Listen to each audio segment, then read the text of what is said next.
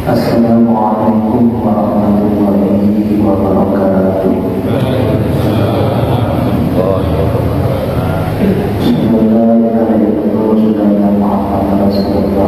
Allahumma shalli ala sayyidina Muhammad wa ala ali sayyidina Muhammad. Astagfirullahaladzim.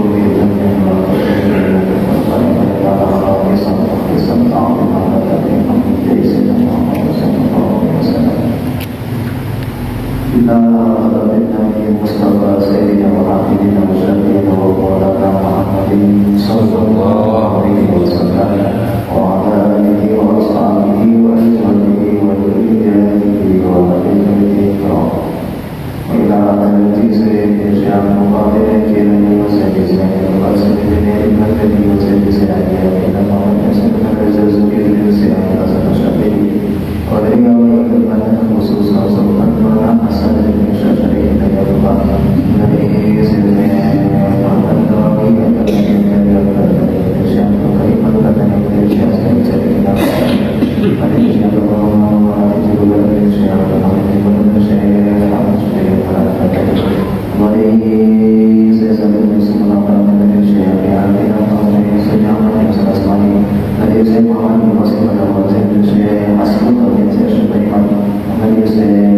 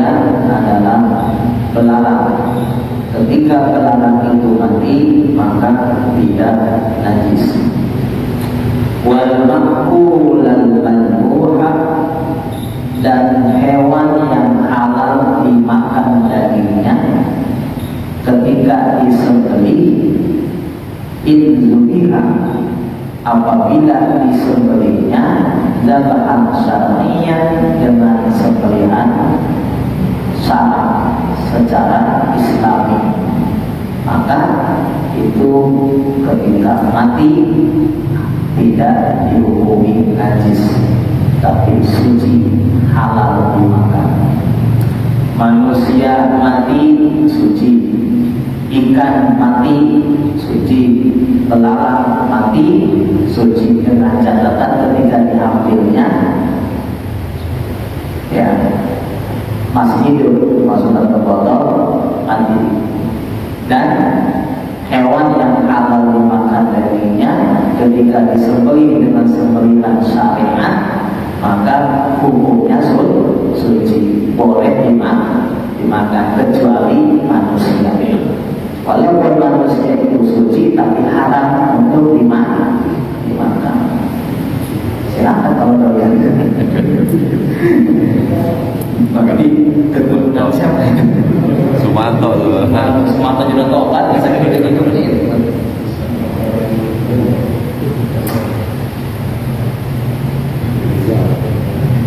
Minyak wangi. Minyak wangi. Minyak wangi.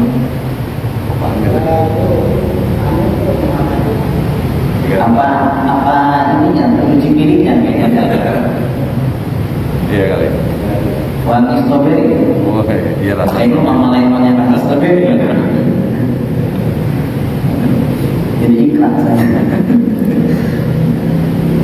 Itu yang 2 minggu lalu ya kita membahas ini ya. Sekarang lanjutkan dari pasal itu. Jadi setiap bagian yang terlepas, tadi kan hewan yang mati dengan sendirinya najis. Begitupun dengan bagian-bagian yang terpisah dari hewan tersebut, maka dihukutinya seperti bangkainya. Ya, kaki semut, ya, bagian dari semutnya masih hidup, tapi kaki yang sudah terlepas itu, maka dihukumnya seperti bangkainya najis. Ya, kulit ular yang ganti baju itu, ular ganti baju gitu ya, apalagi yang lama-lama besar tarantula ya, ketika ganti baju itu berarti kulit bajunya itu najis ya. Jangan mentang-mentang bagus diambil, cuci, dikoleksi, ditaruh di bingkai ya, najis itu ya. Wajuluduha, dan ada pun kulit hewan, semua hewan ya, baik hewan yang halal dimakan dagingnya ataupun hewan yang haram dimakan dagingnya. Wajuluduha, dan juga ada pun semua kulit hewan takhuru ditibaki, itu bisa suci ditibaki dengan cara disamak zahiran wa batinan, luar dan dalamnya. Ila tubikul bihar ya, tohar ketika kulit itu disamak maka suci ya. Ila tubikul bihar tohar ya, ketika disamak kulit hewan maka menjadi suci ya. Kulit kambing ya suci, cuma terkena najis ya. Ada yang tadinya najis, yaitu tadi yang berasal kulitnya ini statusnya najis apakah? Kalau berasal dari hewan yang mati, dari bangkai maka najis. Tapi kalau dari hewan yang halal dimakan tapi dengan sembelihan syariat, dengan cara Islami disembelihnya, maka kulitnya suci, tapi terkena najis. Ketika kita nyesek suka keluar darah kan? Nah, darah itu kan najis, berarti kulitnya mudah najis ya. Disamak dulu, buang sisa-sisa daging yang nempel di kulit, bulunya dirontokin. Kalau biasa kalau bulunya lemak, kalau buat bulu segala macam bulu kan biasanya dirongkok ya, hilang. Cara nyamaknya dengan sesuatu yang kasar ya. Dengan sesuatu yang kasar, baik benda kasar ini dari jenis yang suci atau dari yang najis, baik najis mutawasito ataupun dari najis mughalladh. Misalkan pakai sesuatu yang kasar, bubuk kayu misalkan. Bubuk kayu kalau kita ngerajin kayu tuh, gesekan kayunya pakai sensor itu kan bubuknya kasar, ya boleh pakai gosok-gosok. Ya. Cuma kebanyakan seringnya pakai garam, ya garam yang padat. Atau bahkan pakai najis mutawasito, seperti burung merpati, kotoran burung merpati ketika sudah kering kan keras, ya tempalan keras, ya digosok-gosok sama kita, ya sudah dibuang sisa-sisa dagingnya kita gosok-gosok. Nah, itu baru beres nyamannya, belum mensucikan, baru dicuci hari itu sama kita. Setelah cuci baru udah selesai suci nih, kulit kambing, kulit sapi, silakan mau dibikin apa terserah, atau mau dikonsumsi dimasak silakan, ya bila mana tidak membahayakan bagi tubuh kita, ya. Kalau kulit yang lain kan, hewan yang lain selain kambing ya, mungkin kayak sapi itu bisa jadi dibikin apa tas kulit apa yang ikat pinggang gitu ya, atau kulit buaya ketika disamat cuci suci ya. Kulit macan silakan, ya. Dia macan nanti ambil kulitnya, ya silakan. Kulit macan disamat dulu, keluar taruhnya, baru dibersihkan dengan air. Kalau tidak dibersihkan dengan air, tetap itu najis, enggak suci, ya, belum disucikan dengan air, ya. Belum disucikan dengan air. Illa jildal kalbi wal khinzir, kecuali kulit anjing dan babi.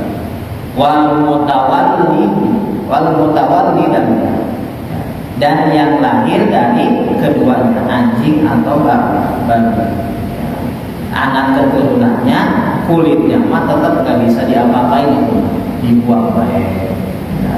Au min ahadihima, atau dari salah satu keturunan anjing dan babi, jantannya anjing, betinanya babi kawin silang, atau jantannya babi, betinanya kambing sumpah, ya betinanya kambing, lahir anjing dari lahir kambing, terlajis kambingnya suci ngelahirin anak anjing karena dikawin oleh anjing, tetap hukumnya najis lalu induknya masuk. Induknya suci. Jadi yang lahir dari, berasal dari anjing atau babi, keturunannya maupun kawin silang dengan hewan yang suci, itu keturunannya najis, kulitnya najis, ya. Jantannya kambing, betinanya anjing, lahir anak kambing, gitu. Wah, benar lagi. Korban. Ya bisa. Najis. Lah, bawa beka mana kayak tahu ini. Ada kayak saya dapat kambing di setengah. Ya. Ayo jamaah, mantap aja udah. Banyak. Tambah berkah. Ya. Jamaah enggak dosa karena enggak tahu. Yang bersedekahnya ini dapat dosa besar, ya, karena memberikan najis orang,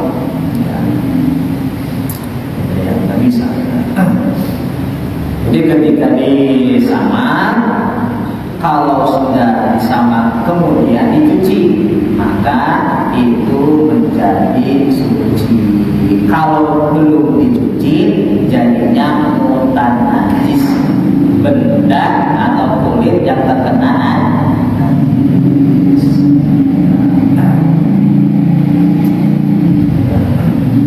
Fala yahillu istimaluhu ma'al rutubati.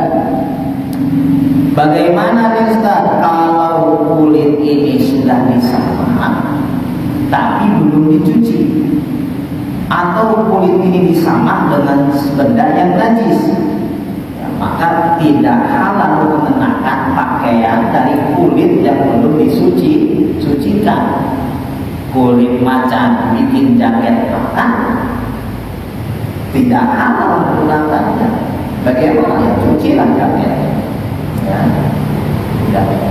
Dan wala tasihu sholatu ma'ahu illa ba'da muslihi, dan tidak sah sholatnya disertai pakaian yang terbuat dari kulit-kulit tadi, ya, yang sudah disamak tapi belum dicuci, langsung dibawa ke konveksi, dibikin pakaian, baik bentuknya kaos, jaket, kebanyakan kan jaket, atau tas, atau peci, ya, maka tidak sah sholatnya kecuali setelah itu dicuci.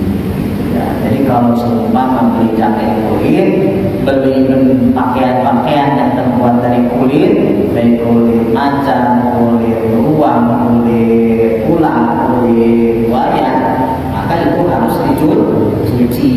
Kebiasaan kita belum dipakai cuci kan? Beli baju baru nih, cuci kan? Cuci biasanya. Saya pakai itu, beli baju baru, udah. Mau pakainya apa? Tidak kira, kalau lebaran. Ya kan? Nggak dicuci, kalau dicuci hilang, kalau aroma baru hilang, kan? Kok bau soplik gitu ya? Betul, baju lama nih gitu. Tapi nenek saya kalau beli baju baru, pas cuci, ya. Ternyata ya Ri, ya, ngomong saya, baju baru itu ternyata kotor. Ya kan namanya beli konveksi kan, dari pabrik bahan dibawa ke konveksi, dijahit gitu kan ya. Injek kita kayak lama keringat untuk konveksi ya. Coba-coba.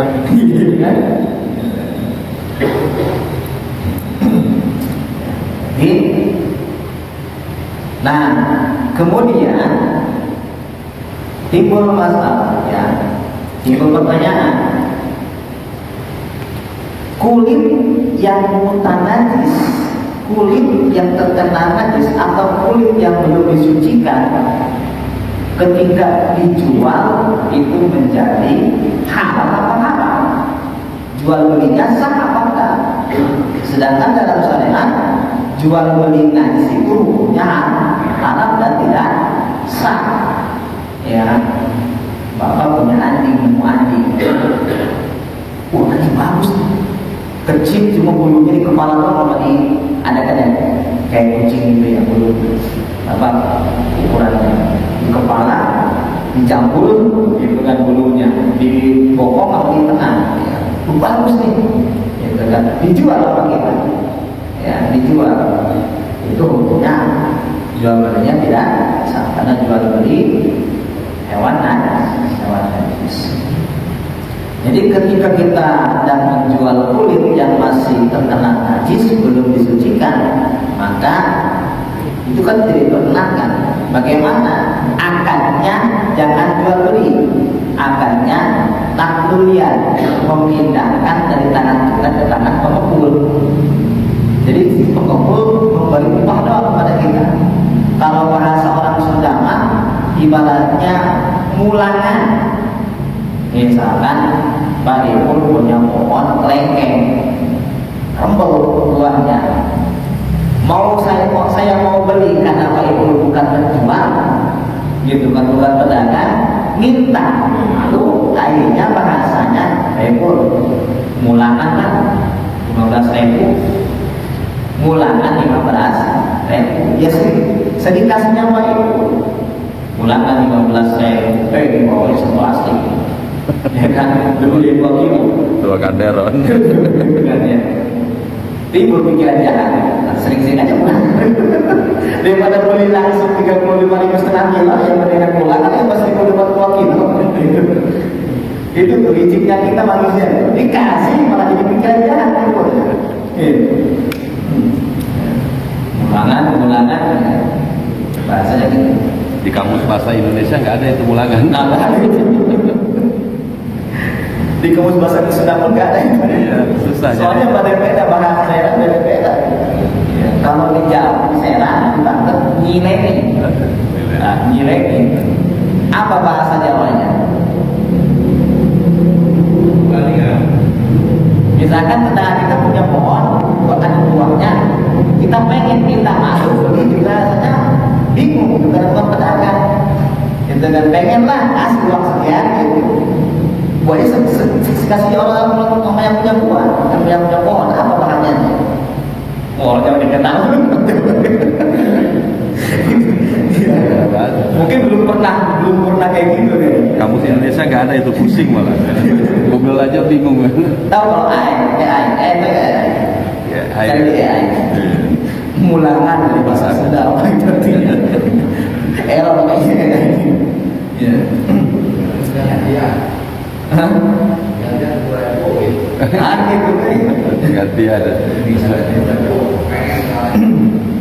Tapi ada bagian yang dari hewan yang suci, asalkan syaratnya dari hewan yang halal dimakan dagingnya. Mana bagiannya? Ya, kan tadi di awal kita membicarakan hewan yang bagian dari hewan yang terlepas itu dihukumi bangkai, najis. Ya. Telinga kucing terputus, berarti telinga yang putus hukumnya najis seperti kucing yang sudah mati. Begitupun misalkan sayap ayam, ekor sapi, gitu. Kan bagian dari sapi tersebut, kakinya, itu kan ya. Berarti itu bagian dari sapi. Ketika terputus, maka yang terputusnya ini hukumnya najis. Walaupun masih hidup si hewan itu, gitu. Tapi ada bagian yang tetap suci walaupun terlepas dari si hewannya. Bulunya, bulu kambing, bulu onta, bulu sapi, kebo. Nah, itu mah tidak najis, suci. Ya, apalagi ya, bulu ayam. Kalau yang kayak kambing apa namanya yang suka dicukur, diambil dagingnya, diambil bulunya, biri-biri tahu? Nah, domba ya, domba yang dibikin itu baju jaket yang tebal, ya, wol ya, wol bulunya. Kan diambilin itu mah, ternak itu mah diambilin bulunya doang, ya, diambilin bulunya. Kambingnya mah kecil terus ya, bulunya yang diambil. Itu mah nggak apa-apa, suci, ya, suci. Karena bulu itu mah suci. Tapi kalau bulu kambing nempel di ekor mah bagian daging kan, maka najis. Ya, waduh, nemu kambing udah mati, ekornya bagus, kambing garong, potong juga, cuci. Pakai gantungan kunci, ya najis. Kalau diambil dari hewan yang bangkai, nah ya kalau bisa sendiri maka apa? Ya. Dan bagaimana nih Ustaz? Saya dikirimin sama tetangga saya ayam, telur ayam. Tetangga saya bukan orang Muslim. Bagaimana statusnya? Ya, maka statusnya maka itu mah nggak boleh makan. Ya, nggak boleh makan. Jadi sembelihan orang-orang Majusi, sembelihan orang-orang Kristen.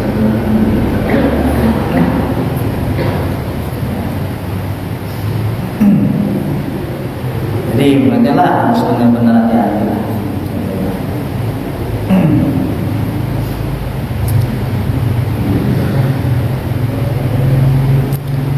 Sampai sini bagaimana? Ada pertanyaan sebelum dilanjut?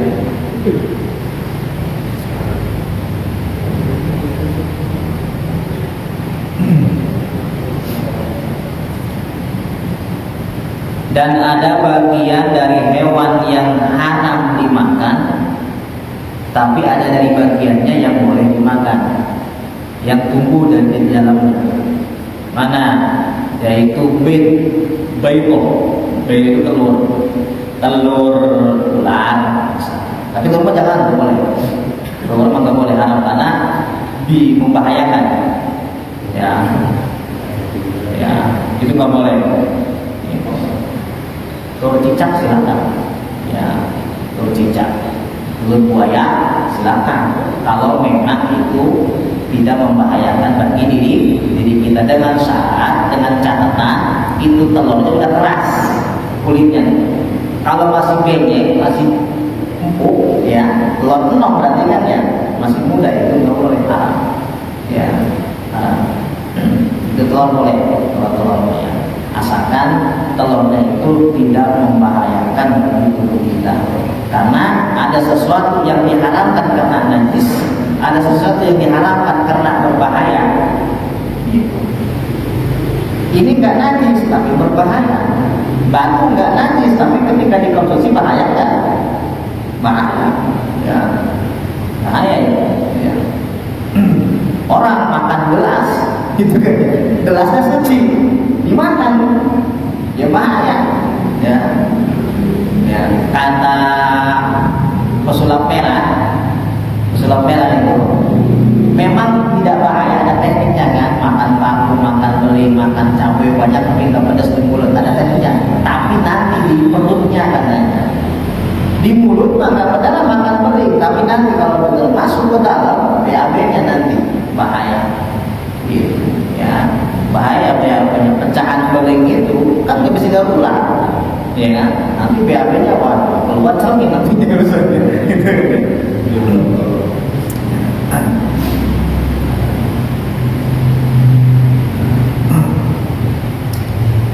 Balik lagi Isa 12 menit.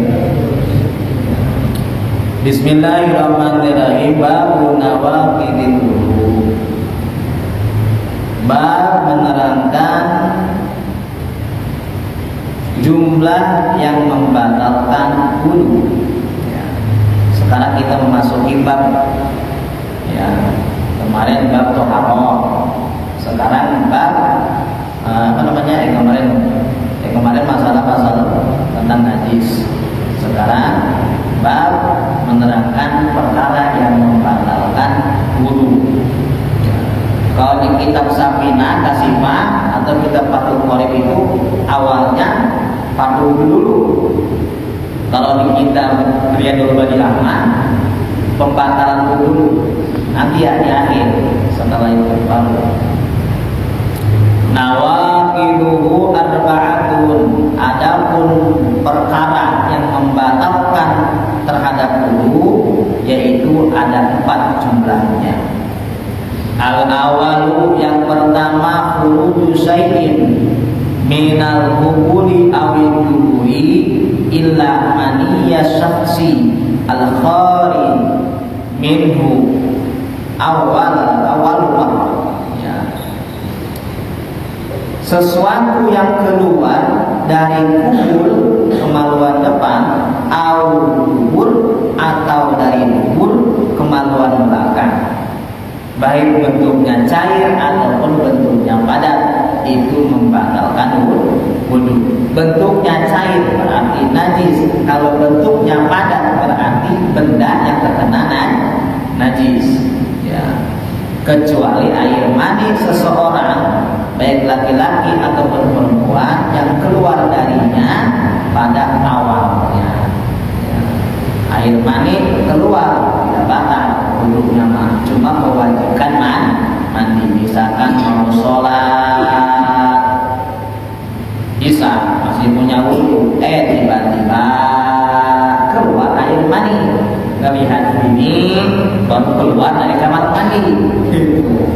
Ya, berarti orang ini mah udah ibarat kerana sudah geraknya dol. Istri pulang kepada kamar mandi langsung nangis. Oh ya, berarti sudah dol. Ya, itu wajib diobati gitu kan? Ya, diobat. Ada salah satu yang bisa menyebabkan air mani tidak keluar atau air mani netes baik. Kulitan. Makanya jangan sembarangan. Main gede cuek orang cuek gitu kan. Patah atau misalkan ada yang retak gitu ya, tulang balikan ya, berpengaruh ke air sebenarnya air mani. Bisa tak keluar air mani. Nah, itu kena denda ya. Jadi jangan sampai anak kita itu jangan sampai ya berantem lah kalau memang ibarat belum waktunya lah. Gitu ya. Bahkan dalam keadaan darurat pun jangan sampai. Jadi tidak batal wudunya, tinggal mandi mandi ya. Tapi mandi pun mewajibkan menggosok-gosok bagian kemampuan. Sedangkan bila mana memegang kemampuan bisa membatalkan wudu. Wasani yang kedua sawarut tamyiz, hilangnya pemikiran, ya, hilangnya kecerdasan, hilangnya akal, ya. Tamyiz itu kan orang yang sudah bisa mikir, berarti kecerdasannya sudah mulai normal. Kalau anak sudah tamyiz, ketika kita kasih tahu dia paham, dek ikut ke masjid tapi jangan bercanda, jangan lewat depan orang sholat, itu nggak boleh, haram hukumnya. Iya pak, benar dia ketika di masjid nggak bercanda, nggak melewati orang yang sholat, berarti tamyiz. Ya. Ketika anak kita sudah ngerti seperti itu di usia 7 tahun, nah, wajib kita mengarahkan, menyuruh sholat, menyuruh ibadah sholat. Kalau udah 10 tahun, wajib dipukul kalau nggak melaksanain. Sholat, gitu kan. Nggak mau pak ya, pukul. Tapi pukulnya jangan sampai melukai, jangan bagian wajah dan bagian perut. Ya, pukul tangannya, kakinya. Ya. Pukul baik. Di syariat itu diwajibkannya mukul, ya, mukul. Tidak ada ucapan kasar, nggak ada ucapan kasar. Ya. Harus cuma dipukul lah, cukup dipukul. Ya, kamu ini nggak mau sholat, udah, itu doang. Jangan sampai membekas, jangan sampai membekas. Dan anak saya nggak saya pukul, cuma di apa namanya ini, sambil doang, melukai. Dan coba kalau lagi marah, mungkinnya kenceng kan, oke, pentol langsung, biru besoknya. Berarti kan membekas, melukai, dosa orang tuanya, ya, dosa. Hilangnya akal, kenapa hilangnya akal? Bijununin, disebabkan gila, ya, gila, stres, ya, ausakan, atau mabok perjalanan, atau mabok minuman keras, ciu, obat-obatan.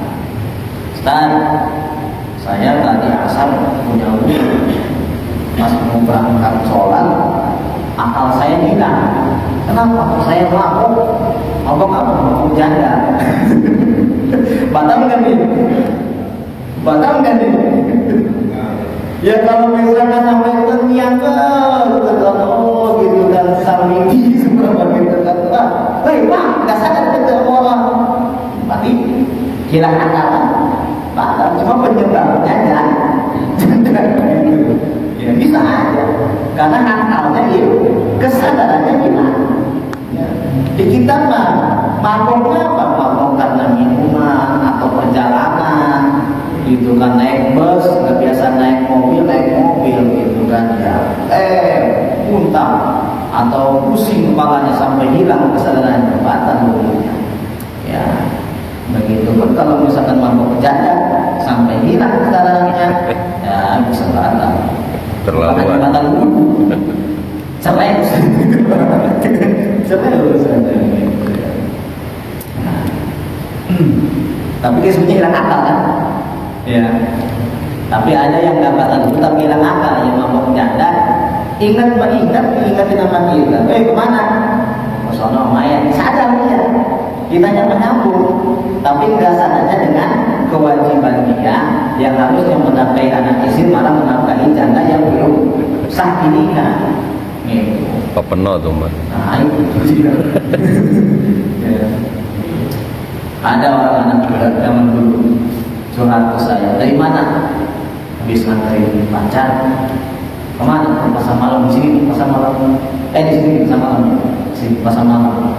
Habis ngapain? Beli baju buat pacar saya 300.000. Wih, awalnya saya, uang banyak banget kamu ya, kata saya.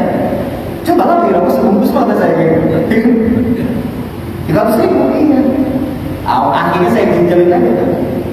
Saya goblok-goblokin, iya pak. Ngomong goblok banget, cuma kasar aja gitu. Hebat kata saya. Bagaimana hukumnya itu menafkahi orang yang belum jadi istri, ya kan? Ya ini dulu itu pernah ngaji, cuma di saat itu dibikin nggak sadar dengan hawa nafsu, gitu kan? Tidak sadar, gitu kan? Ikutin nafsu. Pernah nggak beliin mak kamu beli baju 300.000? Belum pernah. Coba lo bikin ke saya tuh. Mikir, mak kamu begitu belum pernah dibikin beli dasar 35.000 pun. Ini mah belum calon istri aja, belum calon pacaran kamu 300.000. Mau gitu. Bagaimana? Bikin gitu kan. Keduanya saya hantam dengan ilmunya, gitu kan. Lupa itu kata saya. Pernah ngaji kamu gini-gini juga kata saya. Mana keterangan ada yang harus menghalalkan? Tidak halal. Haram. Haram menafkahi orang yang belum sah. Ya. Istri kita itu kan belum sah, calon istri, calon tuan. Marodin atau hilang akalnya disebabkan sakit panas, yang biasanya sakit panas yang hilang akal, tidak sadar diri. Naumin atau disebabkan tidur. Tidur ini kan menghilangkan kesadaran kita, ya. Tapi tidak semua tidur bisa membatalkan wudu. Illa mimman nama mungkinan ba'adahu mimma qarni, kecuali dari orang yang tidur yang mana pantatnya itu posisinya di tanah ini panjang tetap gitu. Di tempat duduk jadi si pantat ini nempel gitu. Duduk begini rapat, tidur kan. Tidur orang yang duduk ya. Tapi kalau selonjoran ya ya tidurnya berdiri, maaf misalkan nih yang tadi kan bisa kerja, besok ke timur, dan malam kan ada acara apa namanya menghidupkan malam itu apa malam Ismulail ya, ngantuk nih bisa nih, waduh Pak Ustadz ini baca sholatnya panjang amat, ngantuk nih, pelepah di pojok lagi nyender gitu kan, gitu batal gitu kan. Allahu Akbar batal karena tidurnya berdiri langsung keluar duduk lagi gitu ya. Jadi duduk duduk kalau ngantuk duduk ya. Jadi bapak siapa nih? Maaf, Pak, itu Abdul Gopur. Ada kurang kedengaran ya? Iya. Kalau saya saranin si sholatnya duduk baik di bawah. Duduk baik sholatnya di bawah. Nanti sholat baik. Saya ngomong kemarin kurang kedengaran nanti duduk baik di bawah. Karena kemuliaan kepala kita ini, gitu kan? Kalau dipakai sujud luar biasa. Kalau masih bisa sujud baik, gitu ya. Kalau bisa sujud baik. Karena bapak ini katanya keluhannya dari kaki. Kalau keluhannya dari kaki berarti antisipasinya untuk sholatnya. Karena posisi sujudnya beliau bisa, maka kita kejar sujud itu. Ya, karena sujud itu bukti penghambaan kita kepada Allah. Maka kita itu sosok orang, selagi kita masih bisa sujud, kita jangan merasa kecil, jangan merasa rendah di hadapan orang kafir. kafir. Itu ya, karena kita termasuknya orang yang mulia gitu. Jadi utamakan duduk baik, sholatnya di bawah supaya kepala kita bisa sujud, karena masih bisa sujud baik ya. Nanti biasanya nanti pas sholat.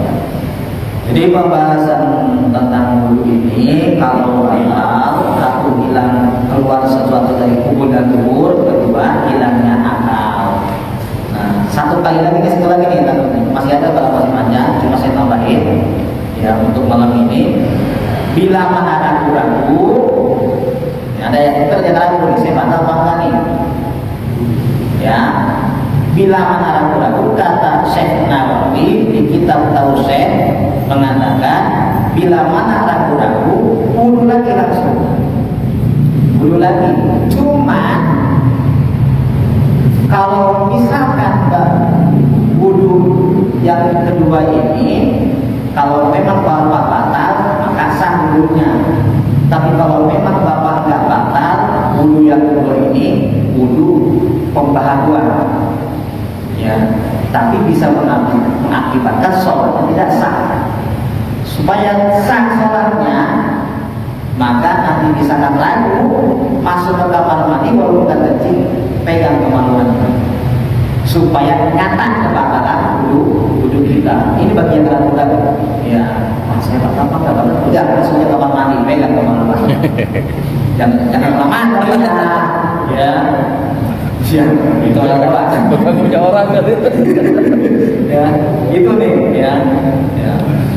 Mungkin itu saja yang dapat kita kaji malam ini ya, 2 pasal termasuknya pada malam ini. Bab wudhu masih panjang ya, sampai sini pertemuan kita mudah-mudahan ada manfaatnya. Amin. Subhanallahumma wa bihamdika asyhadu an la ilaha illa anta astaghfiruka wa atubu ilaik. Wassalamualaikum warahmatullahi wabarakatuh. Waalaikumsalam warahmatullahi wabarakatuh.